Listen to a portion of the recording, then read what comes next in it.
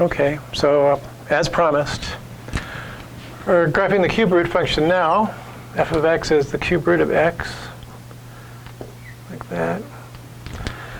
Make a table, choose inputs carefully, plot the points, arrange the scale on the axes to fit your values.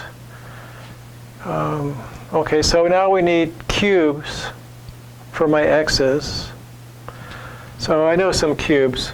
1 cubed is 1, 2 cubed is 8, 3 cubed is 27. They get big pretty fast. And also we can use negative numbers now because it's a cube root, and so we'll just remember that minus 2 cubed is minus 8, and minus 3 cubed is minus 27. So those things will help us find cube roots. So let's start here with minus 27. So that I get a cube root is minus 3 and minus 8, minus 2 according to this. And then, minus 1 cubed, minus 1 cubed, minus 1. So I'll put minus 1 here, minus 1, 0, 0. And then we'll go the positive ones, 1, 8, 27, cube root 1, 2, 3, okay, like that. So now we arrange the x-axis to contain those values.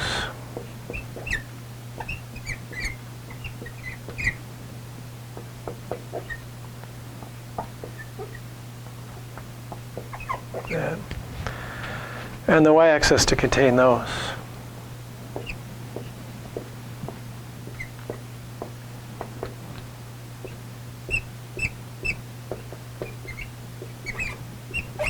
Like that. And then try plotting those. Minus 27, minus 3, minus 8, minus 2, minus 1, minus 1, 0, 0, 1, 1, 8, 2, 27, 3. Making quite an S. We'll just connect them up. Here we go. Whoops. Come here. There it is. So apparently we know about the cube root function. You can take the cube root of anything. So the domain is all reals. And then looking at this graph, it looks like all the y-axis gets covered by the graph, so at least when you look at it sideways, and that's what the range is. We're going to say all reals for that too. And then since this is the graph of something and something cubed with x and y reversed, we can look at the graph of y equals x cubed and compare it to this. Y equals x cubed looks like this.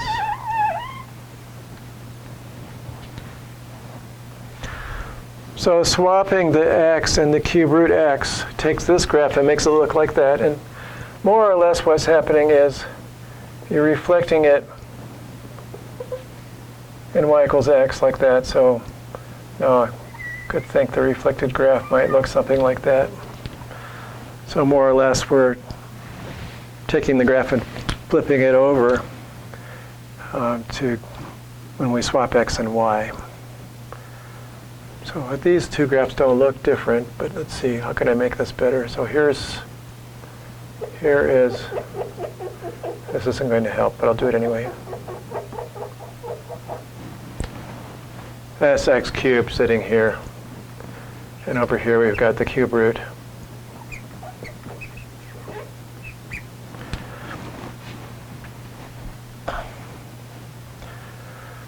Of course, to make that work out well, the scales have to be the same on both axes. So if you just take this and flip it over, the picture gate is approximately right, but the scales change, and so things won't be as they were if they had the scales the same on both axes, and then flip it, it would be exactly the same shape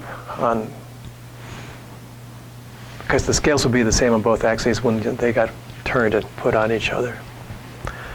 But that's the idea, that more or less, you have to turn this graph upside down, more or less to get this swapping the x's and the y's, or turn it along this axis. Flop it. If it was on plastic, I could pull it off and turn it over. So that's the comparison. They are similar graphs. We've just swapped y and x, because if I thought about this, that'd be x and y with x cubed. And there you have it. I think there's a little more graphing coming up. I must be getting close to the end of the section. Oh, maybe there's some more applications. We'll just have to see what happens. And I'll see you in a minute once I clean this off and get ready for the next slide.